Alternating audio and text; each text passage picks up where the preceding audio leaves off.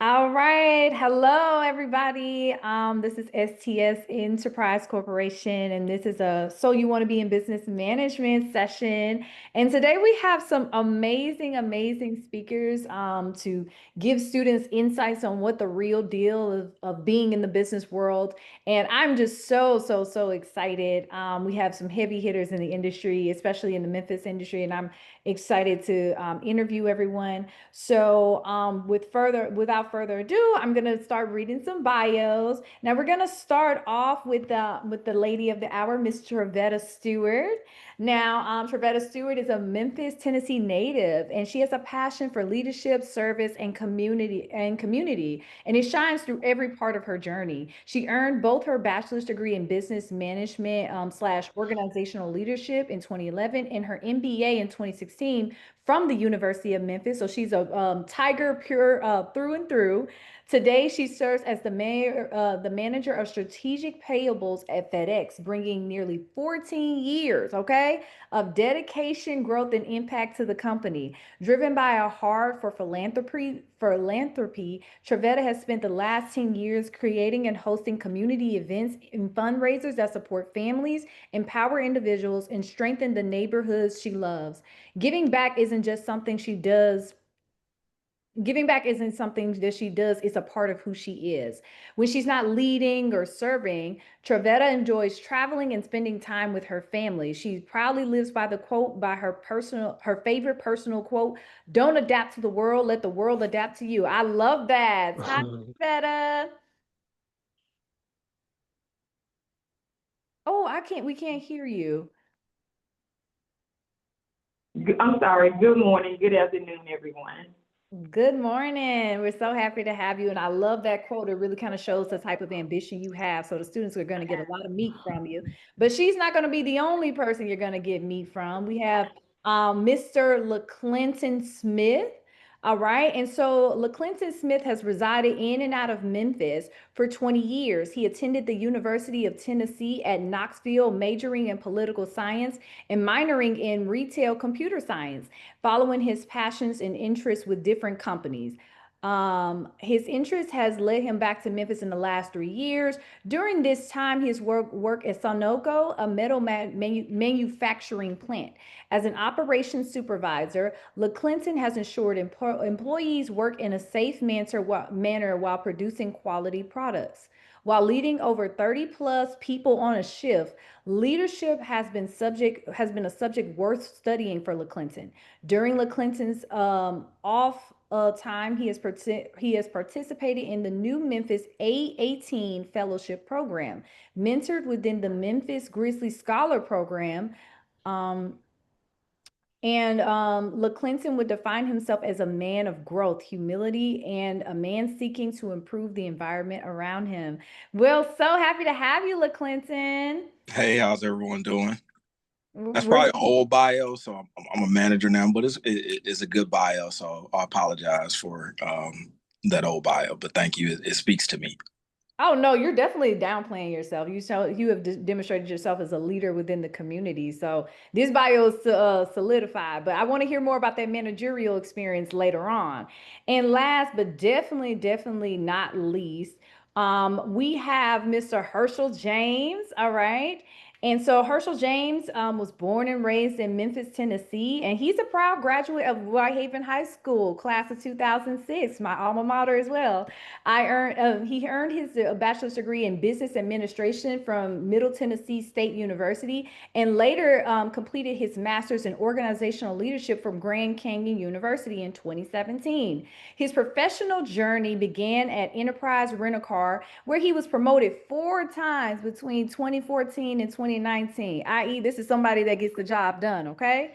And he gained valuable experience in leadership, customer relations, and operational management. In 2019, he transitioned into healthcare as a recruiter for Maxim Healthcare Staffing, and was later promoted into business development manager, leading his own team of recruiters.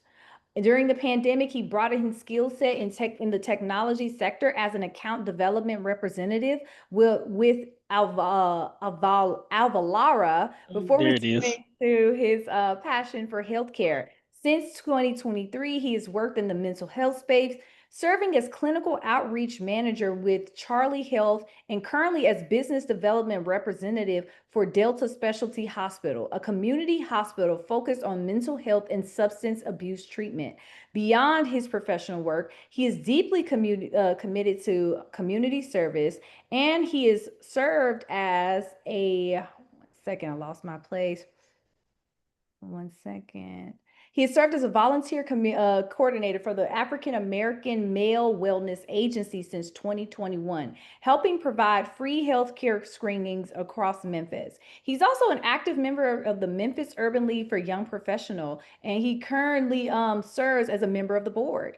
In his free time, he enjoys spending quality time with his son Tyler, his nephew Campbell, and the rest of his family. Oh, and one thing that I did mention, I forgot to mention, I missed over. In the Memphis Urban League for Young Professional, he's the vice president currently. Got to give some respect to his name, okay? All right. So thank you so much, Herschel. So happy to have you. Yeah, thank you, Mia. Happy to be here. Thank you for that warm introduction. I appreciate it. Absolutely. So we have a wide variety of different types of like business experience on this call, and I'm very excited to dig into like all the meat of what y'all have to offer. But before we begin, can you guys give a brief description of what do you kind of do within each of your respective roles so the students can kind of understand where you stand?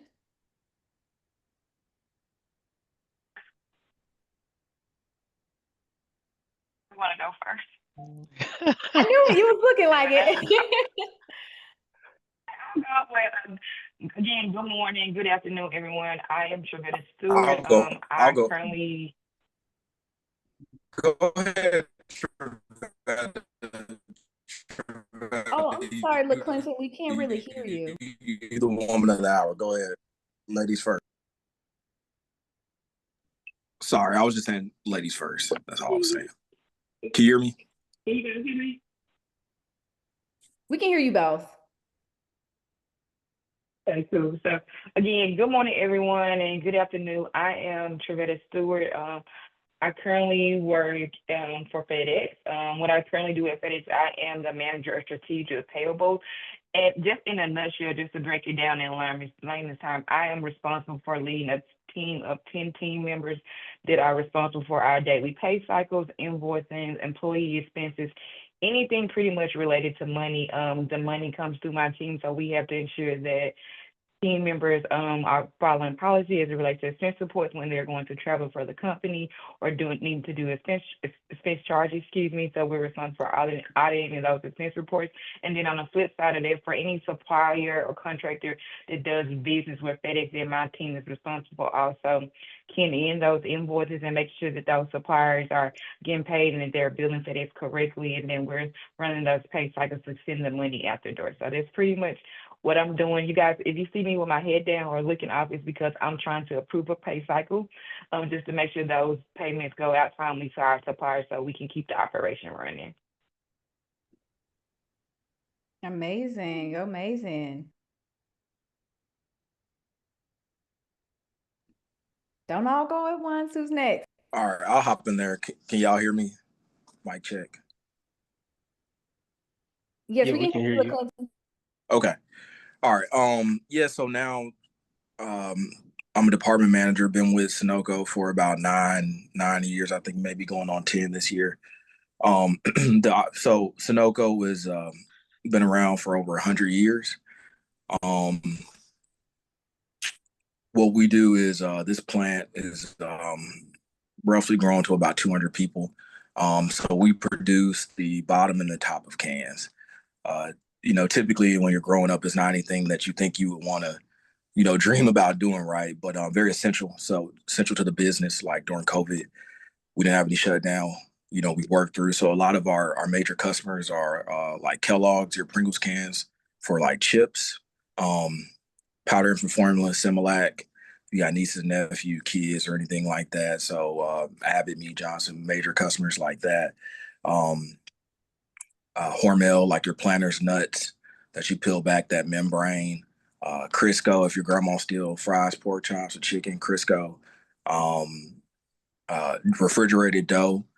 So Pillsbury, cinnamon rolls, biscuits, off brands. So we make the top and bottom of those cans. So pretty much all, you wouldn't know in Memphis. We're located on President's Island, but you wouldn't know that, we're $100 million plant. So, a lot of volume we move that impacts not only the United States, but really the world, between Mexico and Europe. So operations manager, if you're trying to learn, is really, you're a jack of all trades. When you think about operations manager, you're thinking about ensuring one, safety, that people come home either or leave work better, or just the same as they came in, right? And then you want to produce quality material that your customer is satisfied with, and then also you want to produce your material efficiently. And so, when you think about those things, that's typically what a daily expectations for my role. And then we also support maintenance, obviously HR concerns, hiring, termination, things of that sort. So it's a good way to learn how to run a business. I'm a political science major, a minor retail consumer science, so it's obviously something you could pick up. Um, you know, but it can help out if you have an undergrad in business management or some sort. And sorry, I'm still here, so but that's my brief introduction. So I'm free to for any other questions. Thanks, LaClinton. You just mentioned like, oh, it's just this. It sounds like you do a whole lot. So, kudos to you. All right, Herschel, what about you? Okay, so I work for Delta Specialty Hospital, and I'm one of the business development reps for the business development team. And so essentially, what my team does internally for the hospital, we work to help the other departments. So that leads from anything from feedback from our referral sources, and helping to collaborate to organize community events externally. I focus a lot on supporting the different hospitals, the crisis centers, and the care homes that I'm assigned to. So I spend a great deal of my time educating people on the resources that's available at Delta Specialty, making sure they're aware of, any upcoming resources that we have that will be necessary for them. Like we have a IOP facility opening in January, which is basically outpatient therapy, where potentially we'll be able to do some virtual therapy, which is needed in that Parkway Village area.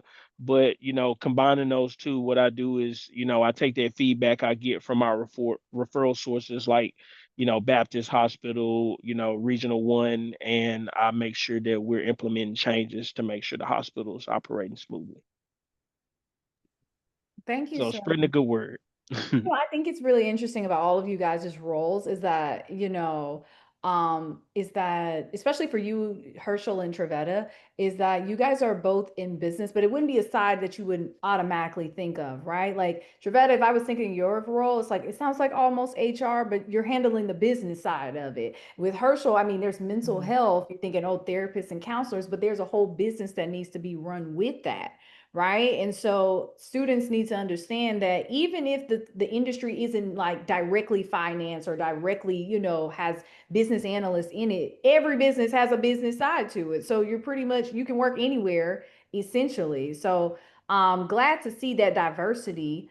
And I did want to ask because one thing I do kind of see is that there's a lot of management of not only people, but resources and different projects and different things like that from all of you guys. And we're talking to college students, right? So, what experiences during college do you think help prepared you to handle these things, or what do you think would be good for a college student to like look into to prepare them if they were trying to take your role or role similar? Well, I'll go first. I would say working with different teams with like your peers and like those group projects, those big projects you're having to work on to really like take that serious because when you get in corporate America or as a leader, you're always working with other people, right? It's not just you that is driving the business or trying to get results. You're going to always either be trying to work with your team to meet the organization goals or also your business partners, and that's going to be a critical key to being able to work well with others, but then also too to be able to hold others accountable. So while you are in these, like I said, in your classroom or doing these projects for your teams and stuff like that, I will strongly suggest that you develop those skills of how, how not only to work well with others, but how do you work strategically to also hold other people accountable, and what's going to be your position when sometimes you're struggling to hold that accountable, or your friend is dropping the ball, your peer is dropping the ball on the things that they're doing, because that does happen a lot in business, but you do still have to make sure that you're meeting that organization's goal or whatever you guys have been committed to from your upper leadership. Ooh, that's hard, Shavetta. Everybody hate those college, those projects where you have to work with other people. Everybody hates those, but that's really what's gonna cut your teeth, right? Because management, you gotta learn Right. how to deal with people. 100%. That's probably the best and the most challenging part of the job, I would say, is people and also yourself, right? I would just say in college, one part of I would say a life changing was there was a lady that was doing seminars how to be an A+ student, right? So specifically, I would say if you're in your classes, sit in the front of the class, get to know your teacher. Your teacher are human beings, just like a manager, a supervisor. They're human beings. So if they know you, they know who you are, they know your work ethic, they're more likely to work with you. And then when you do have some challenges, because you're going to be in the field and you're not going to make all your deadlines, you need to be honest when you sit in interviews. I mean, that's probably going to be a top question. Tell me a time when you weren't able to fulfill a deadline and what did you do about it, right? Were you honest? Were you upfront? Did you see it? So just in speaking to Javetta, I think learning different people personalities, because the truth is you're gonna have to be honest and tell on people truthfully, especially if you're a manager. You're gonna have to sometimes terminate people, you're gonna have to suspend people, and sometimes they're gonna look like you, and that certain things that's gonna be saying, oh, come on bro, help me out, right? But you gotta say, bro, I got to cover my bills. Now I could look out for you, I could talk to you, I could be respectful, but for me, I need to be honest with you. And then lastly, I would just say is try to get really good internships. Internships that pay pretty well, that will pay for your housing. But once you get in the sophomore year, I would try to get as many internships as possible to see if you think you're really going to like what you're um, trying to obtain. So that would be my advice. Yeah. Ooh, I'm sorry, this panel's coming with the heat already. It usually takes like 20 minutes for it to warm up. Y'all already coming with the Herschel, come on, what's next? So no, I agree 100% with both Trevetta and LeClinton, especially with the group projects. I think a thing to kind of keep in mind with the group projects, specifically in management, is nobody likes them, right? But you end up identifying how to form a team, how to create roles and dynamics, because a lot of times what happens is people who are in our space, 9 times out of 10, you have a type A personality. You're probably going to end up being one of the leaders in the group, right? Assigning people tasks and, just creating specific deadlines. That looks a lot like running a team in a workspace. So, to add to that as well, I do agree with LeClinton to his point about the internships. A little different from me. I'll add, even working part time, in a space that, is aligned with what you're doing. For me specifically, I worked at Kroger for almost 8 years, and I worked there in high school and in college. So, when I got into management, I understood already, how to work with different people who are older than me, a lot older than me, people who are younger than me, people who are stuck in their ways. And so I think, getting that real experience in a job that provides some upward mobility, like Kroger did for me, I was able to have some relief management shifts while I was working in college. So that was very influential in how I went about, just being a business professional in general. That's amazing. And I want to kind of go into that a bit more, plus what Clinton said. Let's talk about the internships, right? And those founding companies that can help you cut your teeth while you're in the beginning of it.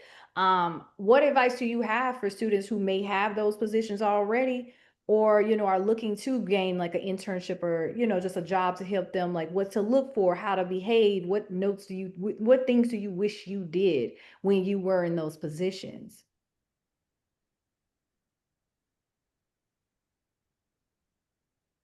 I would say the biggest thing for me is if you're already in an internship, be a For sponge. Make me, sure.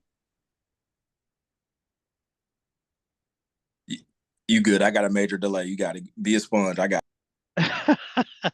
Yeah, no, be a sponge. I think it's important to, look and see what's happening not only within your role in that internship, but in those other roles that you may end up working in the future. There's always hierarchies that you can Google or, look up online to figure out, what role you would directly end up in after you completed that internship. So take time, ask those people questions about their day to day, ask them if there's something specifically in college that prepared them. So you may be able to implement that into your college, career as well. Yeah, I agree. Build those relationships and try to see if you can retain the relationships because you never know. Um, people may offer you a position. They might leave a company and think about how great of intern Herschel was and be like, hey, Herschel, what's up, man? I got a position for you, right? So, I agree with that. Also, I would just say when you're thinking about internships, do your research. Certain ones are not paid or certain ones expect different things. So, I think with like Sunoco. I got previous experience with like Union Pacific Railroad, which sometimes the companies that are not as popular or don't carry the name per se. I know Memphis like a big Nike, right? But sometimes you may look at okay, who's behind making some of the things for Nike? If it's that's just an example, but who's behind making some of the material and things of that such, and how do they pay? Do they pay well?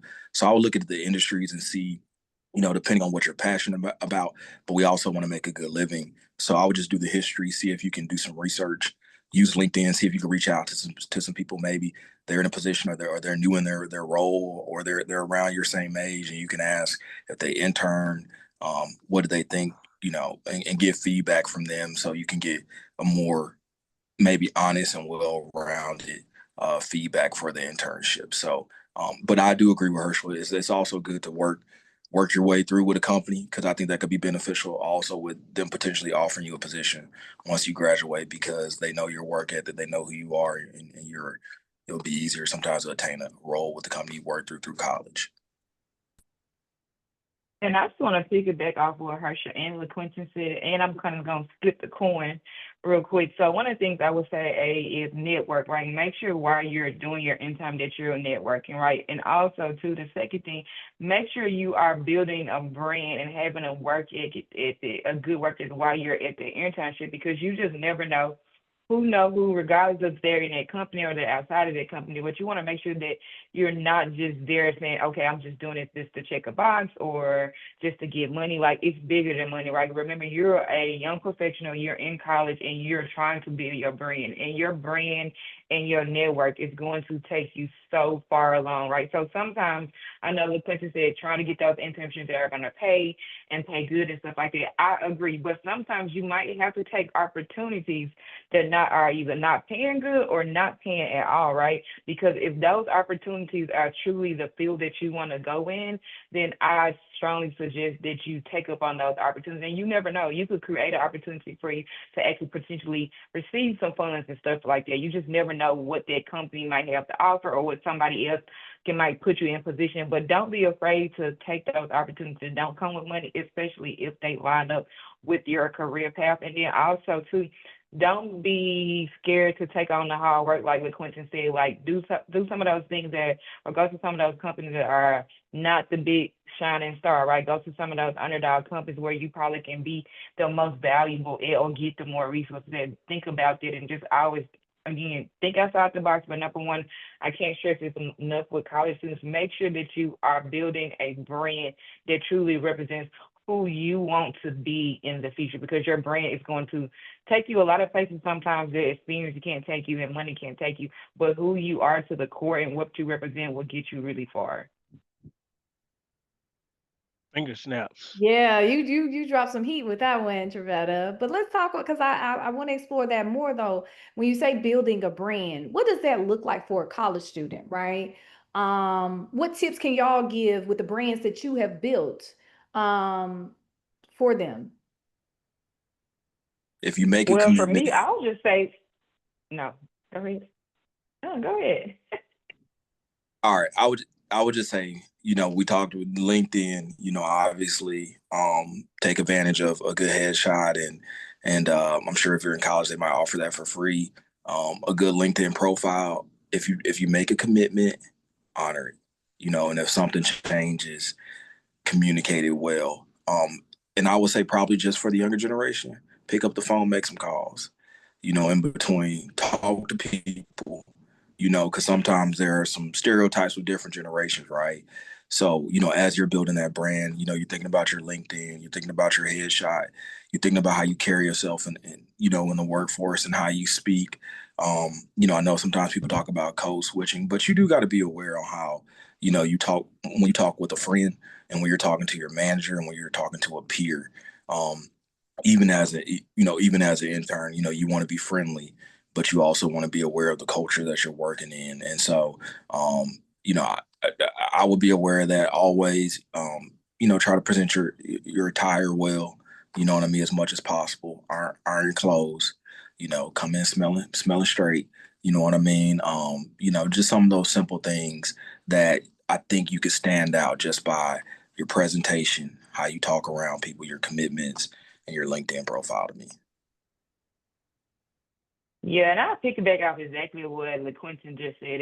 It's your presentation. How do you look on your executive presence is number one a part of your brand. I'm going to home on this a lot because the world has changed so much, and honestly, corporate America has even changed so much. So we do now have those flex work days and things in that nature where you don't have to always show up so, in the suit and tie or, a dress or a scary life for young ladies. But I want to say that your brand and how you carry yourself is so important because before you get to introduce yourself, people see you coming, right? So they pay attention to what you have on, how you're walking, how you're interacting with others. Like, how do you interact with your peers or your teachers or professors, whoever? Like, how are you doing it? Like, that is so important. How you look, how you walk, how you speak, and how you treat others, right? Those are really key 3 or 4 things to create a really successful brand. But then besides it, again, I'll home on it back to like holding yourself accountable, right? Going outside of your box, making sure that, to what LaQuinta said, like if you commit to something, make sure that you keep your word, right? And if you can't keep your word, be able to professionally communicate, hey, I apologize, this came up. Unfortunately, I'm not going to be able to attend this. Can we rain check for this? Or what else can I do to try to make sure that I stay committed to the things that you and that person particularly might have agreed on? But again, your brand is your network, right? That is your key. That is your network. That is something that someone can't take from you. College can't teach you your brand. Internships can teach your brand, but you have to make a decision for yourself. Like, what do I want my brand to look like? And what does my brand look like for me? What do other people say about me? And honestly, ask some of your peers or people, honestly, ask somebody that you really don't have the best relationship with and say, like, when you see me or you hear about me, what do you think of me? Just so you can get some of that critical feedback and be able to improve yourself in some of those blind spots, right? Because of course we're gonna have friends, peers, or even family members that are gonna tell us like, okay, you good, I don't see anything wrong, stuff like that. But then when you're in class or even when you get on a job, you have people, you might not get the best performance review or the best grade or the team grade. And like you really sometimes it's hard for us to see our own blind spots, right? So just asking those critical questions to people that probably you wouldn't normally ask questions to say, what does my brand look like to you? What does that represent, right? And then the last but most important thing to my college students, watch your social media. Watch your social media. Watch it. Not just LinkedIn. It's not about LinkedIn just having a professional headshot and stuff like that. That's number one, right? Is you're building your professional network. But when you think about TikTok, Instagram, Facebook, Threads, any social media platform that you have right there, you need to make sure that that is also representing your brand and who you are, especially as a young professional, because jobs do go out there and look at your, your different social media platforms. And I know social media is very powerful for a lot of good reasons, but if you're not protecting your brand, it also can hurt you as well. So please watch what you're putting on your social media, how you're carrying yourself on social media, and then I'm gonna take it a step further. Watch what your friends and family are tagging you in on social media, especially on Facebook, because people can see that as well. But make sure that whatever you do, that your social media platforms truly represent who you are and where you're trying to go. Yeah, I agree with everything you just said, Trevetta, LaClinton as well. When I worked at Enterprise, one of the main things that I kept from Enterprise that I take with me everywhere is one of their sayings is your brand is the most important thing you own, right? So when you mentioned brand earlier, Trevetta, that definitely resonated with me a lot. I think for me, on just a couple things I want to kind of add to that conversation, specifically in work settings. You know, we're young professionals. A lot of jobs have team outings where you're able to, fly around the country. I've been on jobs where I've been flown to different cities, been to jobs where I've had outings where they've rented out buildings. You need to be very, very conscientious of how you're conducting yourself in those workspaces, not drinking too much alcohol, not having inappropriate conversations. Just because you're not in a work setting, you're still with work people. You need to be careful of political conversations. It's very nuanced, in these, times that we're in now, to be very conscientious, like we were saying with your brand. It takes years, years, years to build a good brand, but it can be destroyed in seconds.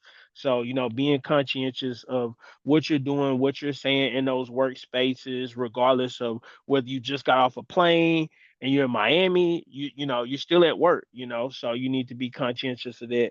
And then also, I think LaClinton mentioned something when we started talking about brands, about your relationships. One thing that's always worked for me is I work hard. I'm a hard worker. I don't halfway do anything, and being in those situations have led me into career opportunities that I wouldn't really have fathomed being able to be in, because I feel like I didn't have the work experience necessarily. But guess what? There were people who I worked with in the past that were working in some of those spaces that knew me and knew that, hey, I can teach this person this specific part of this craft. I can't teach someone how to be a hard worker. I can't teach someone how to be professional, how to show up on time.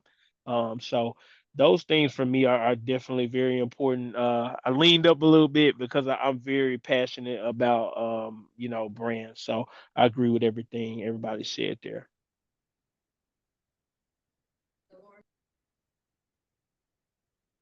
Okay, sorry about that.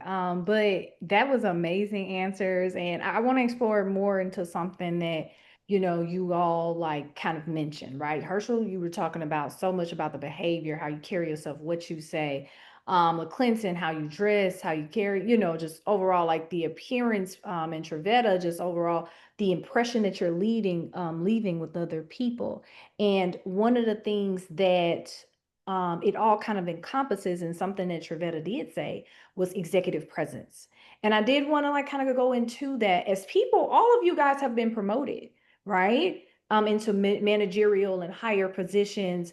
And you probably weren't the only people on your teams working hard, but you guys were the ones that were chosen to be promoted. So what do you think, cause, like, what do you think is the difference? Because hard work, we all know, is not the only thing to get you to that next level, to get you to be that team leader. So what does someone need to do or have to take it to that next level, from just a hardworking employee to an actual change leader?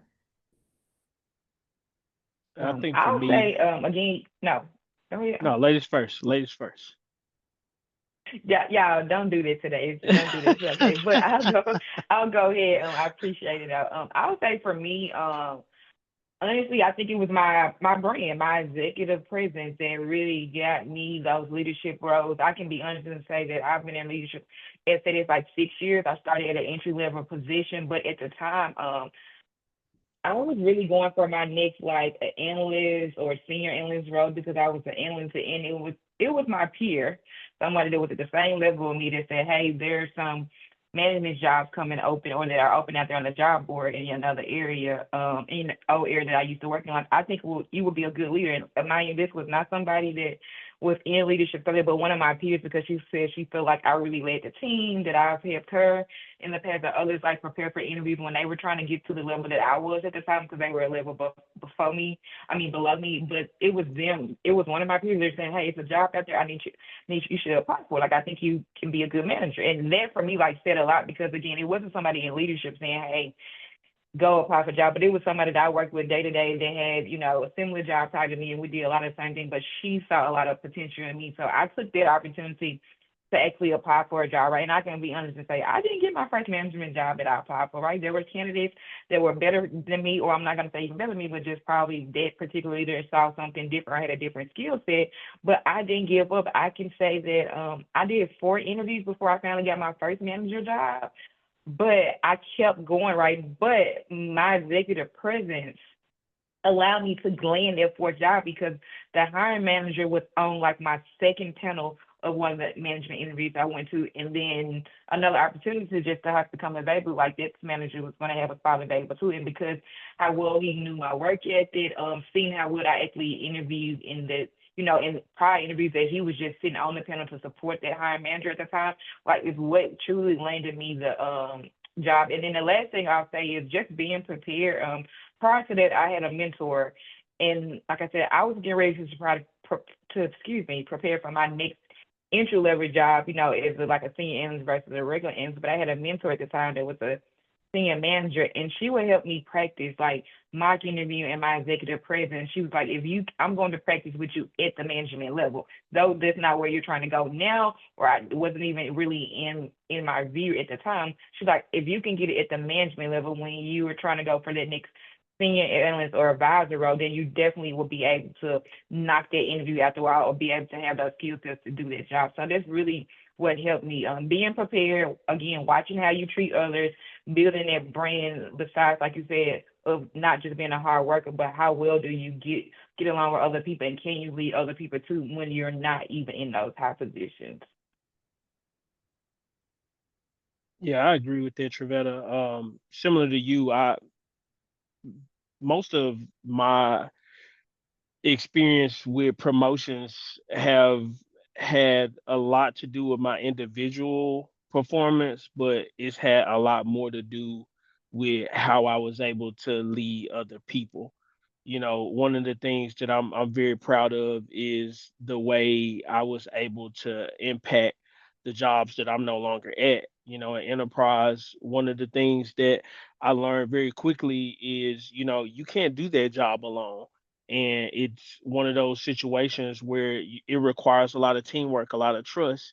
And so I put a lot of time into preparing my people that were under me the way I was prepared, and also a little differently than I was prepared, because sometimes you have situations where people are leading you and you feel like they could be doing things differently. So I implemented that, and I ended up leaving a tree behind of people who are still working at enterprise, and who are having impacts. They're change leaders. So I think it's important to not only bring yourself along, but to be able to, especially if you're in a situation where you're thriving in your role, look around to the person to your left and to your right, because you never know, you may be in a situation where you're that person's manager.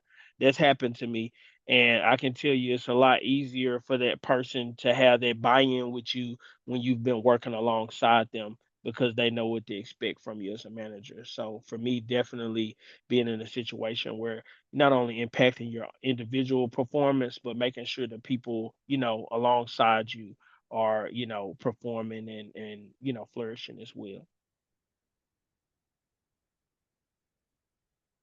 I definitely love what y'all talked about because when we talk about networking, it's always like networking up. No one really ever talks about networking laterally. But quite a bit of the time, that is where the promotions come from. Those like, buy-ins, it's those, peers or those people who used to be in the position that you were in and they, got a promotion or something like that. So that's definitely something to keep in mind when we're networking. We're not just networking with the CEO and the CFO, we're networking with everybody that could be on our team, which goes into that brand piece, right? Everywhere you go, your brand is there. So in every interaction in a work sense, carry yourself like these people might influence my life in some way or shape or form. And thank y'all so much for that line of thinking. But I think I want to kind of go more into a bit more like let's get more into the business side of things, right?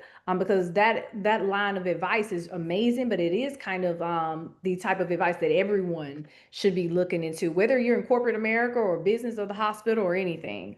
So I guess like one thing that I would like to ask, and this is something that a lot of students are currently experiencing and going through, AI, right? Is AI affecting your job in any way? Is it helping at all? Is it something to be concerned about? Would it possibly take your job? Where does AI stand in the business world from what you guys are seeing? So I'm more in the marketing space, and AI definitely has the potential take more roles. It's already, taking roles.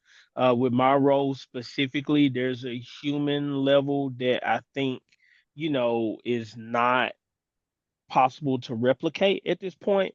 That human interaction, like someone actually being able to listen, provide empathy and then follow up. There's just something about that relationship building that I think, AI is going to, have a very difficult time of, being able to format. But of course, email blasts and even the AI phone calls now. So those are things that can be duplicated. But also, AI is something you can use to your benefit.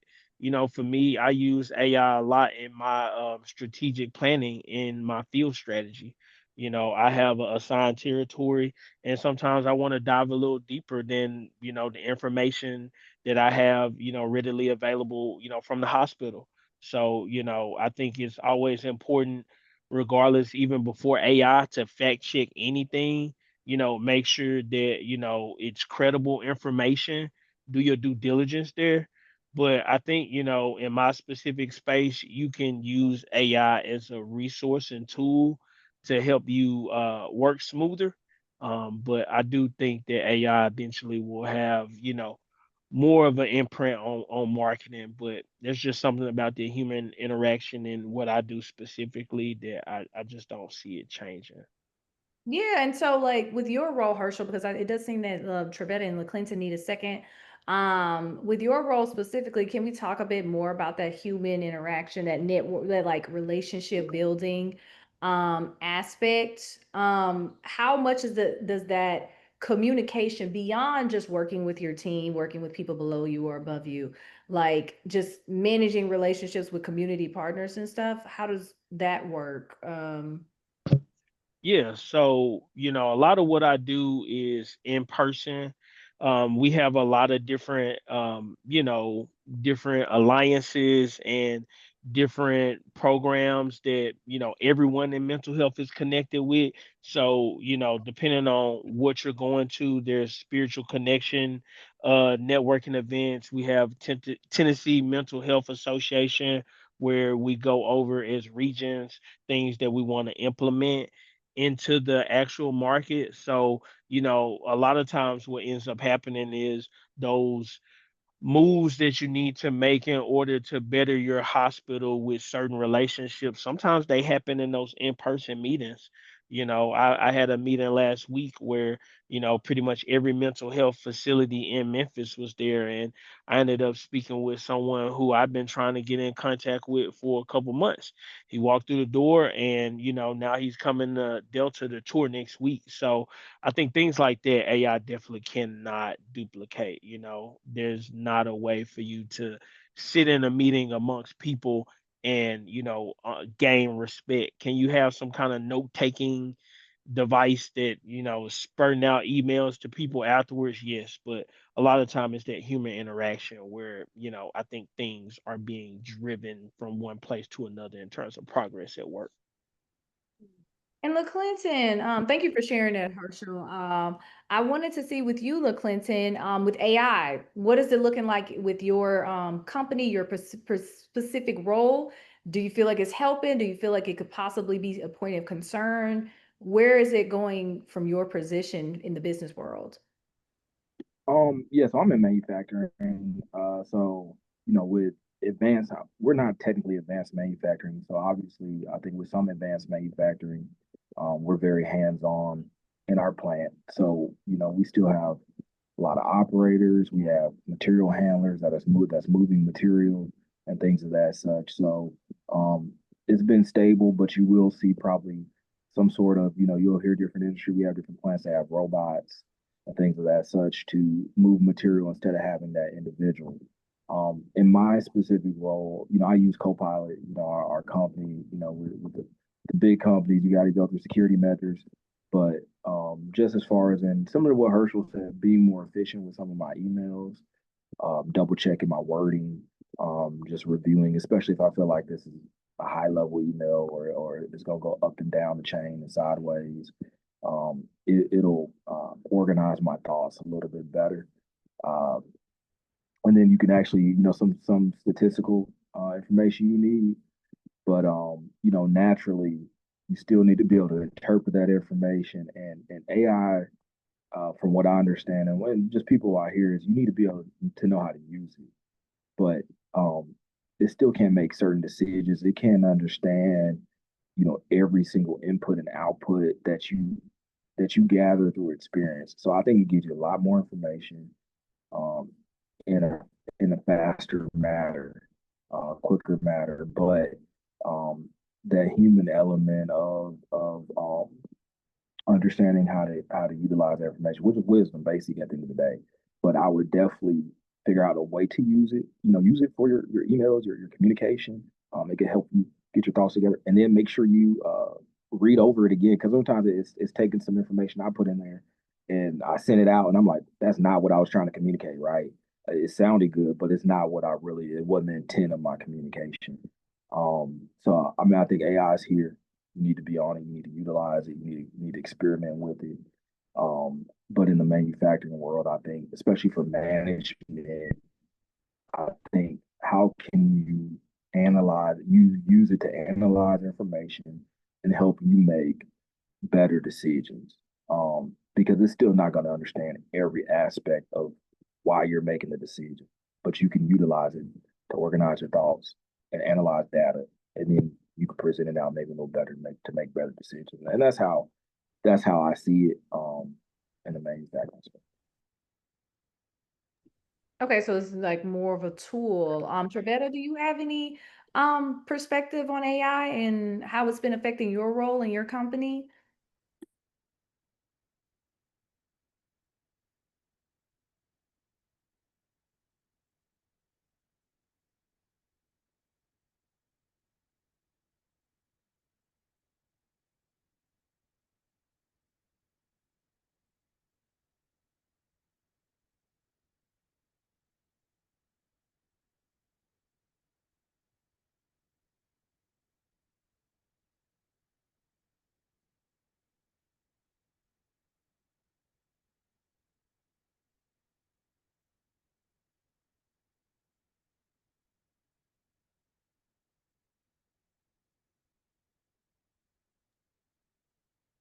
I think we got you muted.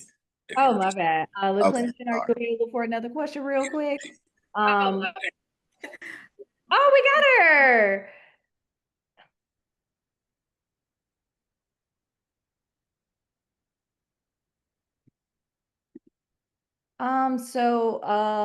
We were pivoting to a bit more while we're still waiting, like audio issues to resolve. Oh, Trevetta, can you hear us? I mean, can we hear you? I guess that's the question. I can hear you. Can y'all hear me? Yay, we I can. can hear y'all. Can y'all hear me? Yes, we can. My question to you, Travetta, is what I was asking everyone else about AI and how it's I can affecting hear it. Okay. the It's, company.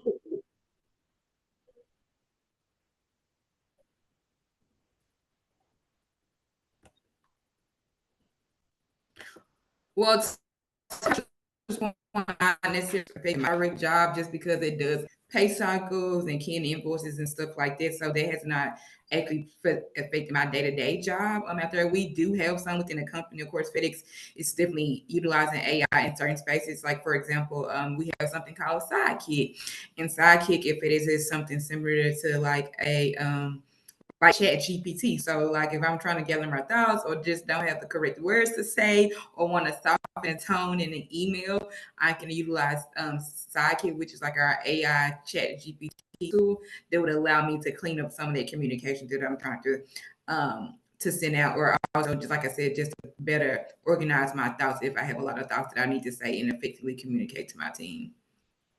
But outside of that, you don't see it like, for example, taking over roles in your department or anything like that anytime soon? No, no. All right, that's a little relief for students. Is again, like everyone kind of mentioned, it is a tool that like a calculator, right? Like a Right. translator, but it will not replace you. So I guess that like it could give students a bit of woosah. Um, Yeah. for at least a minute. We don't know what the future has, but I do think that Right. the is bright for a lot of students. It's just going to look a little different from what it has been for the past 50 or so years.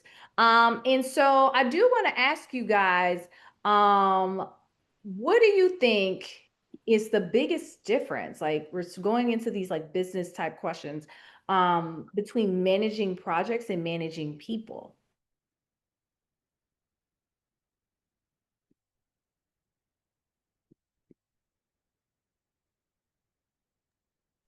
Yeah, that's a good question. I would say the difference between managing projects and people. Mhm. Um, I think typically, I I would say that there are some similarities, but the difference is with people is, for projects, you could probably be a little bit more process oriented. Um, so you can use more structure for the process. Now, people and process, they both need structure. But when you manage people, and especially being a younger leader, because I've been a supervisor probably since or manager 25 or so, right? And so I think Trevetta spoke to managing and leading people that are older than you, your parents' age, your grandparents' age, and being respectful, but still having high expectations. And that's what makes you that leader is, knowing how to communicate to them. I think understanding the people aspect is what's going on. So, when I see Trevetta is having something, a bad day, and she snaps at me, or Herschel says something out of pocket that's normally not him, um, I think you have to have a lot of emotional fortitude, especially as a young leader, because you're going to be tried and you're going to be tested. They're going to say some things to you that's disrespectful, um, that they shouldn't say, and so you got to know your boundaries and knowing what's funny and what's not funny, and pulling them aside and addressing those things. So the people aspect is, they have things going on. They may have a death in the family. They may be having challenges with their children. They just may have something going on outside of work that's impacting them in work, and having that understanding of you trying to set the expectation, but also being able to empathize and sympathize with them, and sit them down and say, okay, hey, what's going on with you? How can I help you within the company guidelines or within reason to ensure that you're working effectively. But I'm also being understanding, and if I could point you to some resources or something like that, so you can be effective here. But also, we know that you're working for a livelihood. You're not living to work. You're working to live. And so I think that's the biggest thing about project. Sometimes you have less emotional attachment, and with people, just being in the management, I've had to terminate people that I'm be like, man, that I felt like he or she was they were good people, but you got to put the emotional aspect aside, and do what the job requires. So I think the emotional attachment and then just understanding that people can be more fickle and you got to understand what's impacting them outside of work and sometimes in work. They don't have the proper tools, they don't have the proper resources, they feel like you're not listening, and that impacts them. And then lastly, you're not going to appease everybody, you're not going to make everybody happy. Even if you feel like you did all your checks and balances, you got to live with, you know what, today you're going to be mad at me. And that's okay. And maybe a week, and maybe 2 weeks, maybe the relationship changes completely and you don't feel like you we can't have the same relationship. That's cool. You show me who you are. Um, and that's okay. And so just know when you go to work, you're not going there to make friends. If you do make some friends, cool. But you're there to try to provide for your family and do a great job for the company and do that. And hopefully you do make some friends, but just know it's going to be challenging if you're trying to please everybody. So I think that's the biggest difference. It's just the emotional aspect and being able to adapt to different people's personalities and what they got going on in and outside of work. That emotional intelligence and fortitude. I like that word. Herschel or Trevetta, do y'all have any opinion on that? Yes, I can definitely pick it back. Can y'all hear me? Yes, we can. Okay, perfect, perfect. Okay, I definitely will pick it back off what Clinton said. That emotional intelligence is going to be key when you're in leadership because again, you're managing people, not the process, not AI bots as we were talking about. You're actually managing people that have real life issues, emotions, and stuff like that. But I think at the end of the day, because I am a true people person, so I do empathize a lot with people and stuff like that, and try to give people a benefit of the doubt. But also too, I think being able to have that emotional intelligence still effectively understand. Like some days I can't, be as aggressive with some team, right? Some days I have to be a little more passive if they make me aware of a certain situation. But then also too, just realizing and reminding that team member and myself that we have, there's goals and metrics and stuff that we have to meet, right? So sometimes just making sure I effectively communicate that to say, okay, I understand today is not the best day, but when can you get this deliverable done, right? Or then also just being honest with my team to say, some days, even when we're not having bad days, like we're gonna have to, the best days, we're gonna have to lean on each other because some deadlines we can't, push back. There's still some things that we have to do.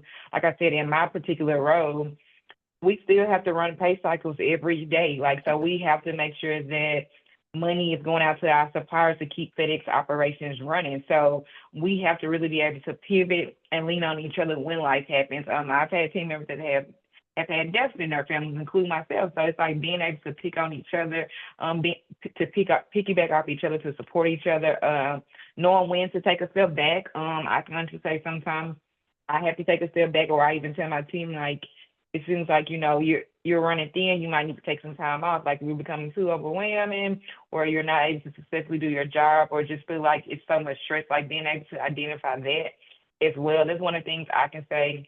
Not as being a leader, but I also would say I love about my boss. Like I know myself pretty well when it's time for me to take off, but he also, because we've built such a good relationship, can see sometimes like, okay, he's like, when you're going to take out, like, when is the next time you got to take out? Because sometimes he can see, like, okay, it's time for me to take a step back. And it's okay to take a step back, but I think being able to effectively communicate that and understand that you are still human, we are not robots.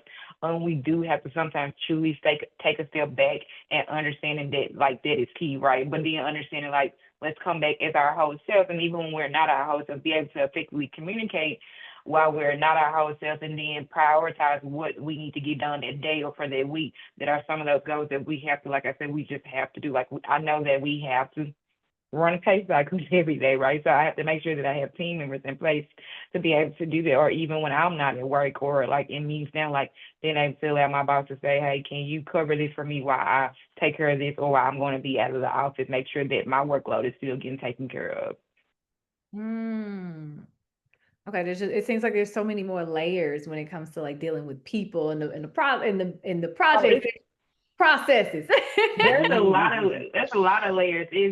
you never know what you get, right? So I could say for me and being a leader and being a young leader and a woman leader, it's different, right? And I just want to say it's real different. So again, being able to know when to take a step back, being able to know when to show some team member to grace. And then honestly understanding like you have to coach and lead each team member differently. Even though you're a part of a team and you guys are trying to meet the same goal or very similar goals, depending on the function or that particular employee's role, you still really, you truly are coaching each team member differently. No team member is the same, right? And as a leader, you have to be able to truly identify. Like some team members like public praise, some of them like private praise, some of them just like quality time, coaching one on ones and having conversation, and someone just to listen here. Those are it's a lot of different layers when it comes to management. Like I said, and it's nothing like a project. With a project, you can set a deadline and you can say, I need this project done, or a computer you can program and say, I need you to do this.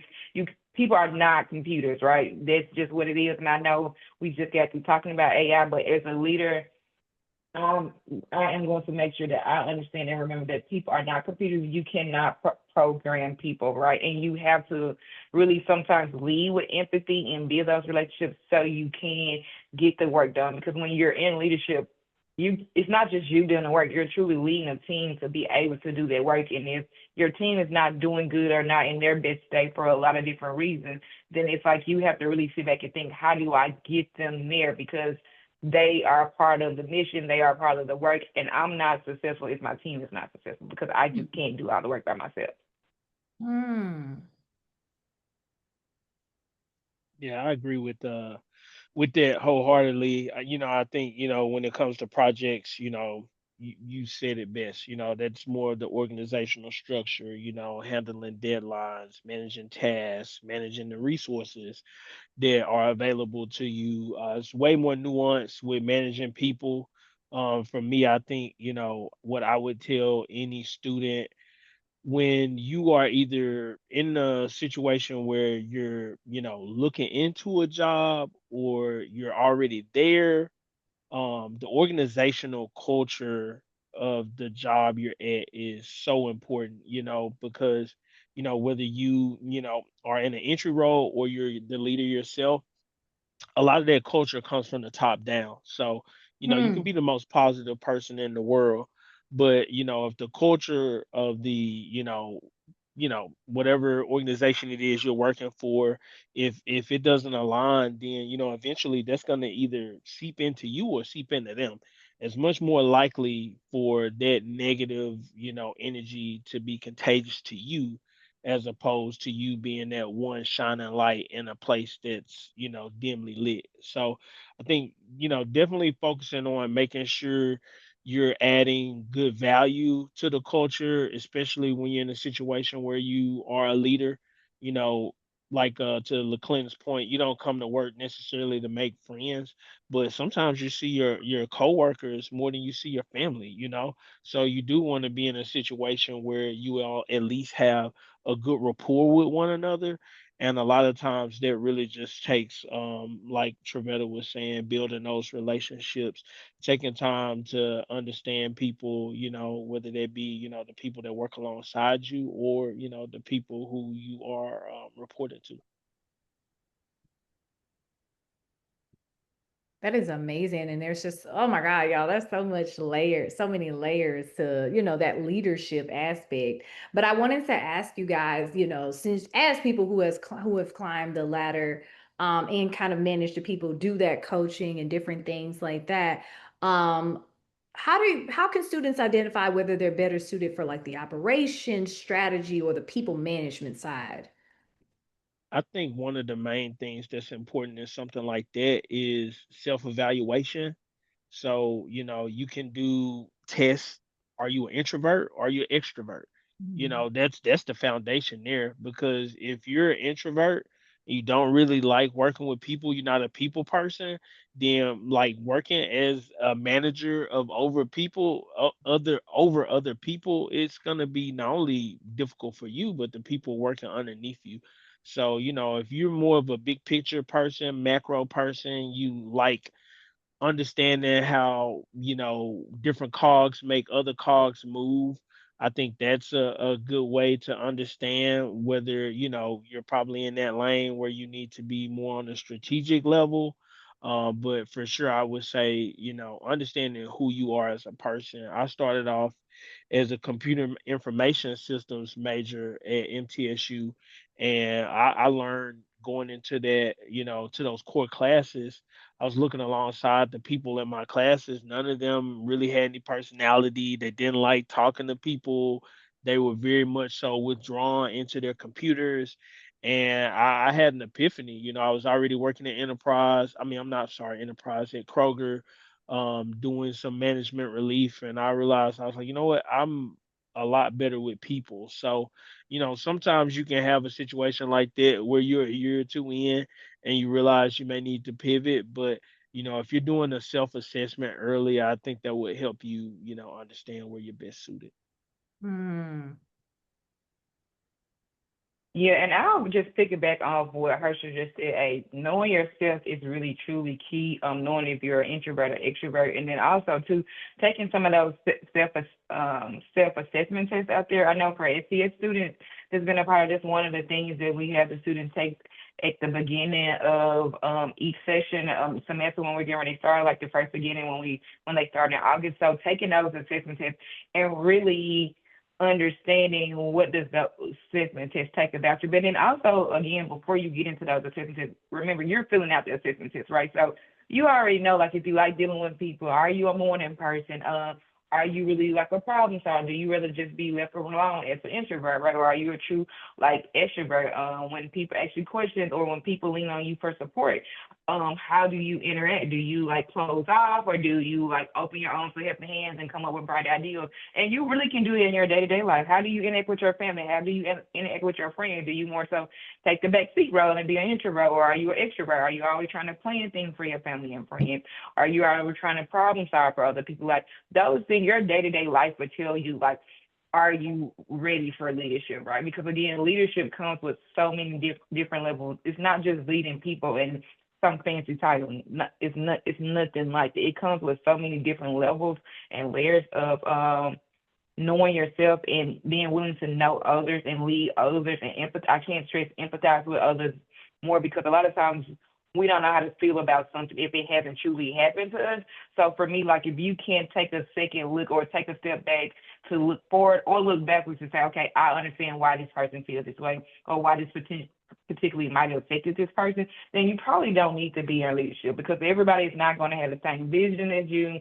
They're not going to have the same work ethic as you. You're going to have to truly learn how do you delegate right and how to pull out those strong skill sets in other people, even if they're not something that you're used to or they don't have everything that you want, everything that you need as a leader. Like, how do you coach them to be able to do this? So again, I encourage anybody that wants to get in leadership, like, start managing your day-to-day life and seeing how you interact with people. I can tell you, I am a leader and just a business person through and through, even outside of my 9 to 5, what I truly get paid to do. But like that's how I lead with my family and my friends. Like I'm always trying to help them, trying to be a resource to them, trying to be empathetic with them, trying to help make decisions, comfortable decisions and uncomfortable decisions. But I really lead my life by being a leader and being a servant leader at that, right? And then being able to identify the type of leader that you are, right? Because you have leaders that are not servant leaders, and there's a lot of different other types of leaders out there. I won't home on in that, but I home on that I can say that I'm a servant leader, and that's by leading with my heart and trying to empathize with people as much as I can. Hmm. That's amazing. You say you whip them into shape in your day-to-day life. I love it. Yeah, you gotta walk it. You gotta walk it. Yeah, okay. And so I guess another question is like, so when things are getting a bit difficult, well, Clinton, did you have anything to add? Nah, they covered it. I'm good. So let's say you have a major project or, something that's very important for you to do, and for some reason, you're lacking resources for one way or the other. Like how do you prioritize what needs to get done first when got deadlines coming up, resources are few, people calling out, like how do you prioritize in your day-to-day life, when you're at work? Yeah, that's a good question. I'll hop in there. I think that you're gonna learn a little bit by failure, and I know that don't sound great, but you're gonna learn a little bit by failure. But um,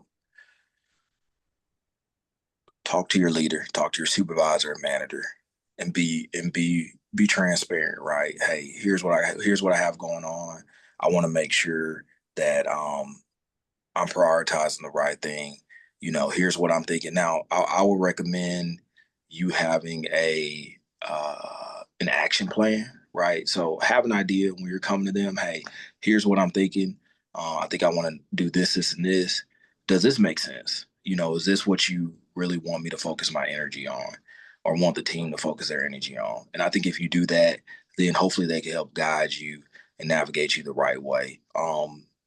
And then, if you need a little bit more time, um, you know, try to do really out, right? So, for me, I know if we can't make a certain order, sometimes it's my fault. Sometimes it may not be my fault, but I try to get in front. I want to notify our customer, hey, we had some things go on, and um, you know, I won't be able to make this date, but here's the date that I believe we should be able to make, and I'll update you, as we get closer to that date. So that's just my small advice. They probably got some better advice than I got, but that's what I got.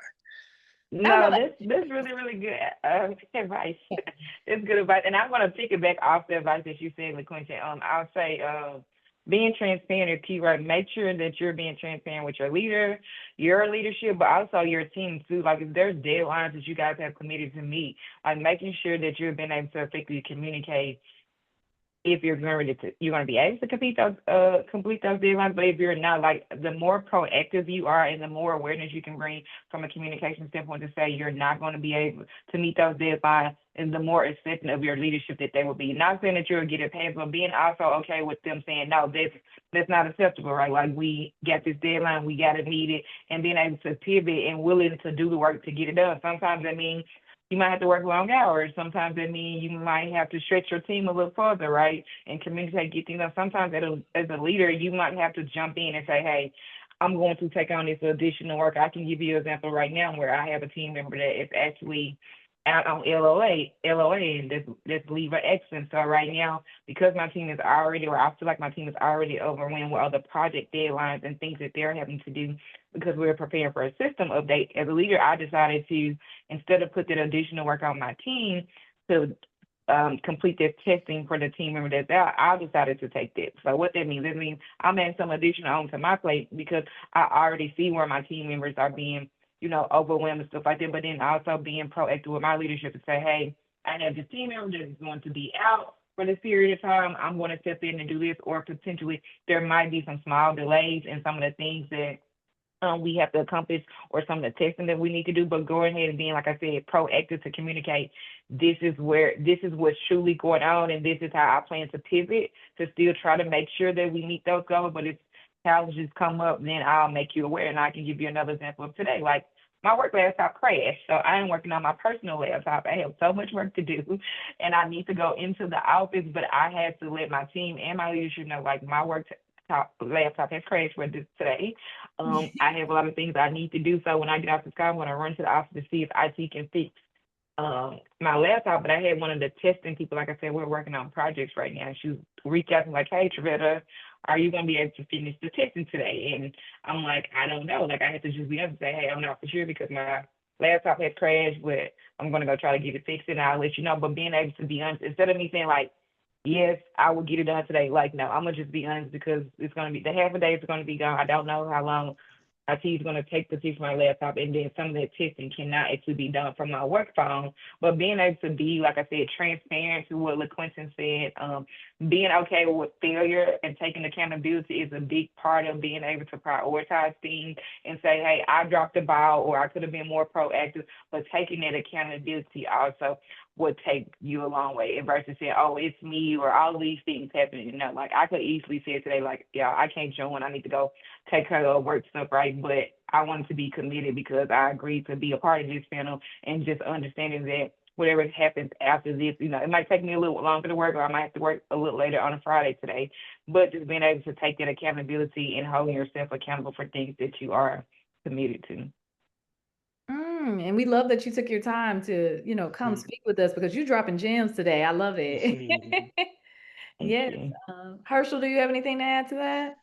Uh, well, I think they, hit the nail on the head, both of them. But I think what I'll add, definitely agree with accountability being very important when you're in situations where, you have limited resources and, you need to communicate expectations to not only clients, but internally to your team, whether that be, leadership or the people that report directly underneath you. I think I'll add to that is just being a good steward of the resources that you do have. How do Mm. the resources that you have right now align with the mission, vision, and purpose of what it is you're planning on doing?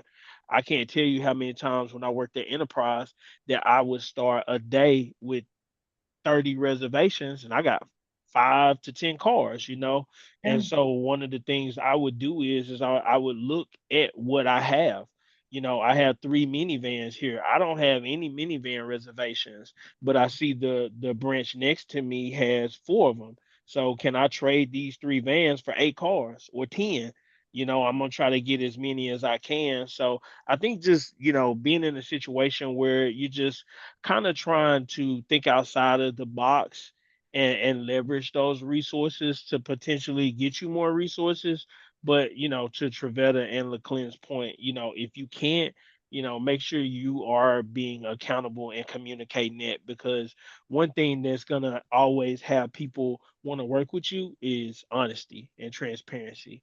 But if passing the buck, not being transparent, or throwing other people underneath the bus, they can have more ramifications internally and with the people that you're working with. Thank y'all so much. Like these were some amazing, amazing answers. And overall, just, take accountability, stand on your word. Sometimes you might have to, move things around, but work with what you got, but operate with integrity and you'll get through because it's not even a measure. A part of life you're gonna fail, part of life you're gonna drop some balls. How do you handle when you drop the ball, right? How do you communicate? And that's just, part of operating in corporate America or whatever sector of life, honestly. So at this point, we have 2 more things that we're going to do. I'm going to do a rapid fire session with you guys, just so the students can, get a little more of your personality and see that y'all are not these like, untouchable professionals. Y'all are normal people and super approachable, right? So make your answers short, and it's just going to be a quick little lightning round. And I have 4 questions for y'all. First of all, if you could have one management superpower, what would it be? I think for me, the ability to be able to read minds. Um, Mm. I think it's important to kind of understand how people are feeling. And sometimes, I'm unfortunately the person who's going to shake the tree and, have those uncomfortable conversations. But sometimes people may have things that they're thinking and they don't feel like it. They, openly want to express. So definitely that one for me. Okay. I would say probably the ability to like just bring my team in my personal life. Not because like I overly like to share, but I think people truly really connect with you when they kind of get to know you personally, and not always having to like truly just wear that like that leadership head all the time. Like, but being able to be a little more transparent in some spaces that I'm, just not allowed to be just from a corporate America perspective, but just really being able to give that transparency or share more about personal life or challenges and stuff like that to help build those stronger relationships with my team. I would definitely say that is a superpower in corporate America without revealing too much. That is a superpower. Okay, LeClinton, do you have anything to add? Yeah, sorry I had to hop in my vehicle. Yeah. Yeah, that's tough. Probably all knowing. That probably would be hurtful too, but yeah, I agree. Like to be all knowing or something similar like that. All knowing. Okay, okay. So my second question to you guys, what is your go-to coffee order or ritual before the next big meeting? Cold brew, cold brew. Mm, I like my coffee black, no okay. cream, no sugar. Now every once in a while I will do like Starbucks. They got the Okay, nice shake strong espresso. coffee. Yeah, yeah. sugar, no cream, save my calories for banana pudding and stuff like Okay.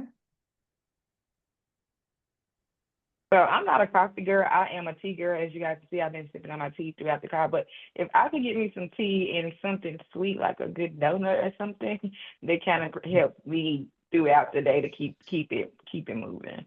But what type of tea? We were green tea, oolong.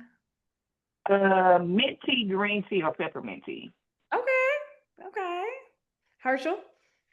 So that's interesting. I'm normally on the island by myself, but Trevetta's over here with me. I'm a tea person. This is a coffee mug, but this is hibiscus tea. That's my go-to. I recently just started drinking ashwagandha tea. I like green tea. You know, Earl tea. Was it Earl Grey? I like Earl Grey. So, but hibiscus is my go-to. Okay, that's interesting. Okay, so you can only pick one to keep forever. Email, meetings, or Excel. Which one stays?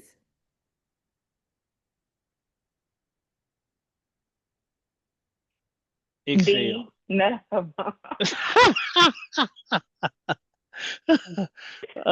Excel. Excel. If I had to choose Excel. one, I'd rather deal with those formulas. Okay. What'd you say, Trevetta? I said D, neither, but since I have to pick out of the three, I'll probably take probably emails. Just yeah. Okay, quick, simple. LaClinton? that. I agree. Email. Email. Email. Okay, y'all saying that because you can chat GPT and email. I see y'all. Okay, and the last one, what's one word your team would use to describe your leadership style? Ooh. Um, Let me think about that one.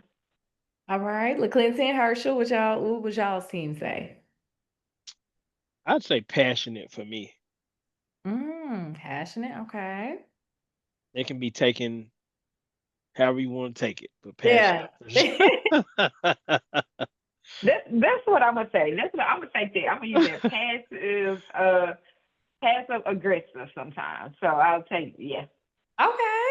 We acknowledge our greatness and our faults. We get it. It's cool. We acknowledge all sides. I like to get things done, so the aggressive side can kick out sometimes because I'm like, why have we get things done? So yeah, All but right. definitely more passive than aggressive. So All right, LaClinton. Wow, that's a tough one. Oh, adaptive, I guess. I don't know. I mean, go with adaptive, adapter, something like that. Okay. Yeah, you're gonna make it do what it do regardless of the situation. I love to hear that. All right, y'all. And no, so that was a really fun round. It's great hearing about y'all, all y'all little quirks and stuff like that. And I just have one final question, and this is the most important question that students always want to know. Are there jobs? When they graduate, is there somewhere for them to go in your field? I would say yes. Actually, we have an emerging leader program Okay. that I can share with somebody. But I think I know they're in different fields. I think it's engineering, some in sales, um, something operational. But uh, with the industry that I'm in, at least on the field side, you need to be open to move. And so long if you're really relocatable, um, you have more opportunity sometimes. So I can share that link in the email where they're at, but there are several for what they call emerging leaders, so recent college graduates. Oh, we appreciate that. You're giving us like direct jobs. We appreciate that. All right, Herschel and Trevetta, what do y'all think? Are there roles in your field for them to go to?